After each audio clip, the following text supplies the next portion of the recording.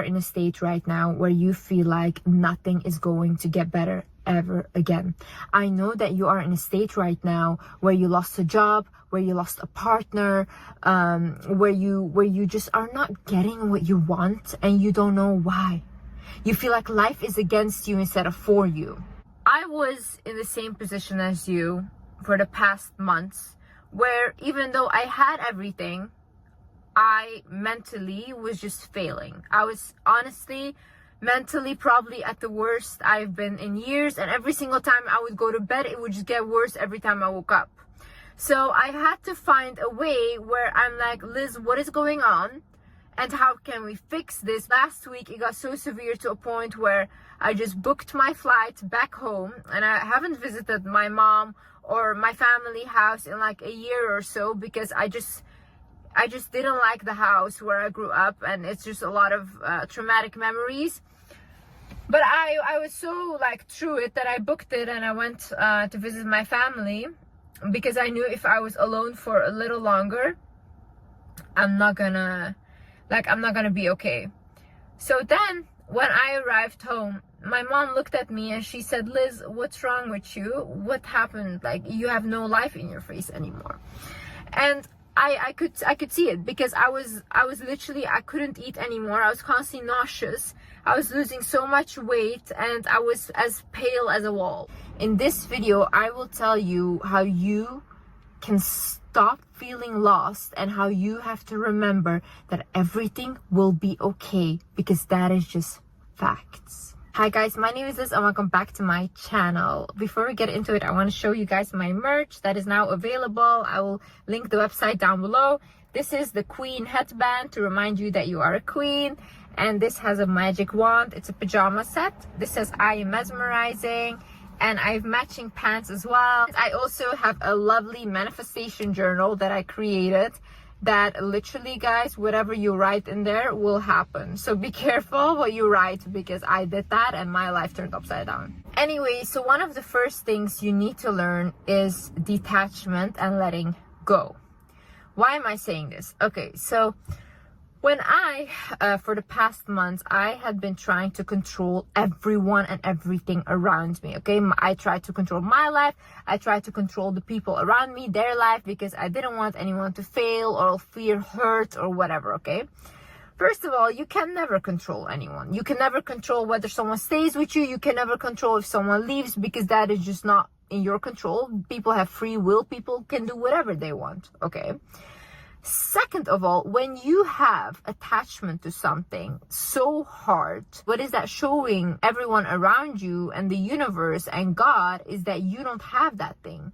Otherwise, you wouldn't hold on to it so tightly. So if you're holding on to a job that you want so much, or like, oh, I'm holding on to this partner so much and I don't want them to go and this and that. It's like, yeah, but why are you scared that they will go?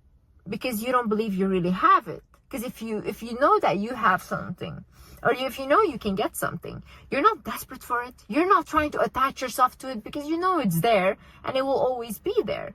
But whatever you try to force by holding onto it so tightly eventually will crush. So the reason why I actually realized this was because the first day that I arrived here, I went to walk into the woods. And like I said, I'm talking to God. And I'm talking to God as a friend. So I'm basically like, God, please, I need you to help me. I'm going through it. I feel like if I continue like this, I'm not going to continue living much longer.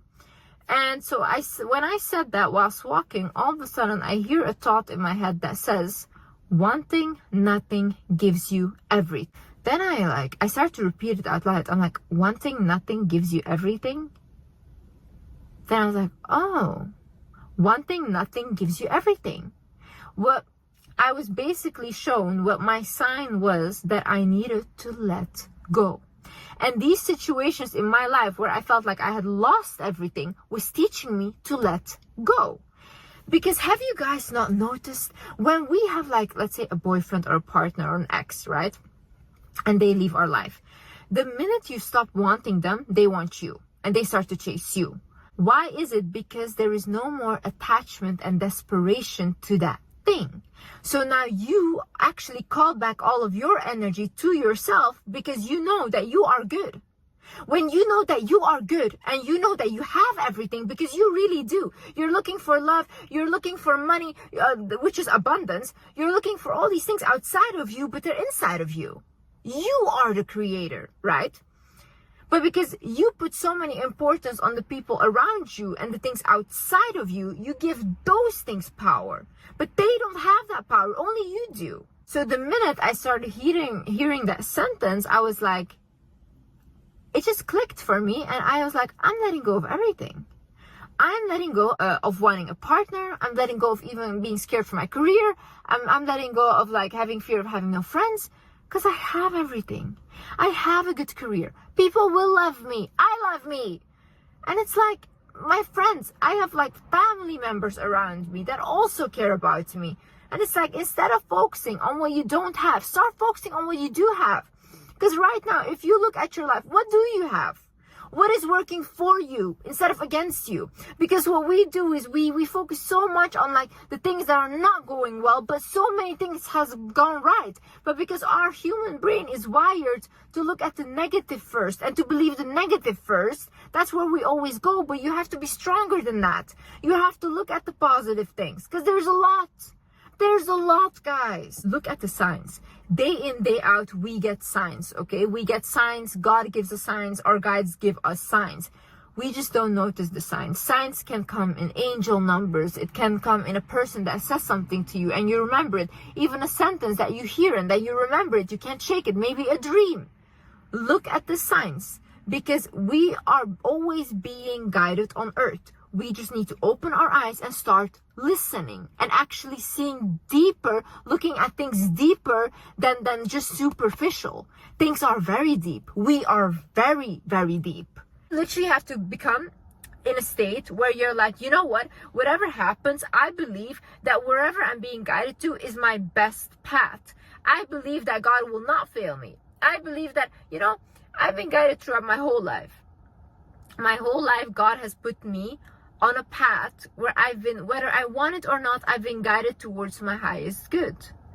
So why do I think God is going to fail me now? Why do I think that when God removes someone out of my life, it's him failing me? Why do I not think I'm being protected from something here? Why do I have fear now instead of faith? Once I talked to God and once I walked in nature, what I also did whilst I was in the woods, by the way, when I was feeling terrible, I went against a tree. I put my hands there and I was visualizing, and I also asked the tree. I was like, please, tree, I'm so grateful for you that you provide us with oxygen, and thank you so much. I ask from you, please, can you help me remove any blockages and remove any negative energy that I've been carrying? Can you please help cleanse me? So when I said that, I put my hands against the tree and I closed my eyes and I was visualizing like it removing like darkness out of my body into the tree and taking it into his roots. As I was standing there doing that, and I swear to God, once I opened my eyes, I felt like I had been in a trance. It's insane. The nature, these trees, the plants, these are all living beings. Work with them. Help them. Let them help you. But you have to ask. See, what we have as our spirit and a soul in life is free will. So we can do whatever we want and no one can intervene. They can only help when we ask. So God can only help when we ask. Because we have our own free will to do whatever we want. They cannot come in between it. We need to ask. So then they can help. After that, I was like, okay, what can I do now? I have not been to the gym in a very long time. Let's say like 3 months, I haven't been consistently to the gym. Maybe once I went and whatever, okay? So I haven't been. But what does the exercise do? It's connecting your energy to your body. So you start to feel alive inside of your body. Even when people, they say like, oh my God, I was working out and my whole legs were shaking or everything starts to shake. It's your energy moving in your body. This is stagnant energy. When you have a lot of stagnant energy that is not growing, that is not moving, you will start to feel very bad inside of your own skin. You'll start to overthink. You'll start to become depressed because the energy cannot go anywhere. It's just stuck inside of you. But if you move and you start exercising, you start to open up that energy. That energy can go out now. It can release. Then I was like, okay, every day now I'm gonna go and I'm gonna do that. I'm gonna exercise my body. And I started doing that. And guys, truly, I cannot describe how much this helps. Another thing is being surrounded by people that truly love you. For me, this is my mom. For me, these are family members of mine. And for me, for the longest time, I realized that I hold on to past mistakes, or I make them bigger than they are. But sometimes when you have people in your life that truly just love you, and that of course they will make mistakes and stuff, you know, you cannot punish them for the rest of your life for like small mistakes. Or maybe if they weren't even small to you, people do grow, people do change. And I think with my family, I had like a very difficult thing understanding that, because I was like, you guys didn't treat me well. But then I'm like, yeah, but these people are also growing now. So they're now also relearning indoctrinated beliefs. They're now trying to change. And even when I'm back here now, I'm really seeing effort like from everyone, from my siblings, from my mom, from like, to really understand me. And it's something that I really appreciate, because it's not something that I've ever had. And this is why I'm also like trying to understand them now and trying to give them some slack and empathy. For me, family and friends and like these people are very important. And I think in life, if you don't have a supportive family at all, or they're very toxic, I don't like, obviously you cannot deal with them, but I would say create your own family. Find people around you that love you. Find people around you that want to see you do good. Find people around you that you can grow with. Build that system for yourself. Because if you have, you know, I call it the roots. If you have good roots underneath you, you can grow. Because you have that stable back root, you know. So other people, when they think like, oh, she's completely alone, whatever, she doesn't have anyone in her life, they will take advantage of you, because they see you as an easy target. You will be very easy target for narcissists, sociopaths, because you're very easy to control and manipulate. So make sure you build that system for yourself and surround yourself by people that want to see you do well. Surround yourself by people that applaud you, that want to see you win, that want to see you grow, because them pouring into you will grow you, and same way you will grow them by pouring into them. And it's like an equal give and exchange. So living in the present moment is something so important, because when you have anxiety, when you have all these fears, it's because you're thinking into the future. You're thinking, oh, this might happen. Oh, what if this is going to happen? Oh my God, this is... And it's like, no, the only thing you have is right now. Only thing you have right now is what is happening right now. So once you focus on right now, you can expand right now. You can make it something that you want. And that is also what I'm telling you, like, start to think about what you want instead of what you don't want. I was watching this video of Joe Dispenza, and he basically said, like, a lot of people are living in the past. A lot of people are living in the past mistakes, past problems, and that's what they're constantly recreating for themselves with their brain. But he's like, once you start to actually feel already like the thing you're trying to manifest. So for example, let's say you want to manifest love, but you start to become a very loving person, you love others, and you start to give that love, you already are feeling love. So what happens is you become magnetic. Your aura expands, your energy expands. Now everyone wants to be around you. So now everyone wants to be around you, and it's easy for you to find love now. Because you are love, and you accepted that you are it, and you felt it before it even happened. So that's what your body and your environment will create for you. Same way with wanting money and all these things. Like, once you start to feel abundant for what you already have, those are the rich people. You can have someone that has no money, but they're so happy, like just like having their life, and they're so happy. These are abundant people.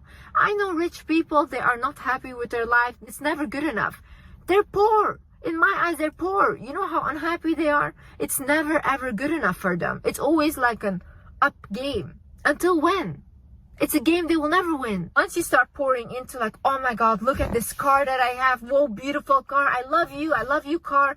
You say to your apartment, oh my God, I love you, apartment. You're so beautiful. Or you say like, let's say to your job even, oh, thank you. I'm so thankful to wake up today. I get to go to work today. Oh, I get to study today. I'm so thankful to study today. Because these are all privileges. A lot of people don't have these privileges. A lot of people will sell their leg to go to school. Once you start seeing your life as a privilege instead of as a dread, it becomes a privilege. It becomes something beautiful. Also, these days what I realize is I'm happy to be alive and I want to live. I want to live. And I'm happy that I'm healthy. I'm happy that God gave me this body and God gave me this life. I'm happy. I'm grateful. Thank you. Put gratitude. Put gratitude. There's people that are in the hospitals. There's people that are not alive today. Not alive. Every day that you wake up is a blessing. It's another chance at life. God is not done with you. You are not done with yourself yet. If you were done and if you had nothing more to do, you would not be alive today. You also have to feed your body with good food, but feed your body. Even if it's like whatever your body requires, you need to give it to your body. I heard this sentence in my head and it said, when you have hunger, it means you have hunger for life. You want more in life. And a lot of people, when they're like this hungry, what they do is they start binge eating, right? But that's not right. What your body actually wants is telling you to create. It wants you to create something. It wants you to create something more beautiful or bigger for yourself. That's why it's giving you hunger as a signal. It's not telling you to overeat, because that's also not healthy. But when you see, for example, people that refuse to eat, like people that have eating disorders and all these things, like I had, what does that mean? You have no more hunger for life. You don't want to live. Because that's truly what it is, right? It's not about being skinny, because it's never skinny enough. You're slowly just taking your own life. So it's like, give your body what it needs. Give your body what it's asking from you. I think also sometimes in life you need to realize when something has served its purpose. You need to realize when a relationship has served its purpose. You need to realize when a friendship, job, when even a country that you move to has served its purpose. When we start to hold something together that is not meant to be there anymore, and you feel like it's not meant to be there anymore, it will slip away anyways. And this is how we crush that thing. You know, by holding it tighter, you will crush it eventually. You need to learn, like, not everything in life is forever. We are not forever. Nothing in life is forever, actually. We are not forever. Nothing is forever, okay?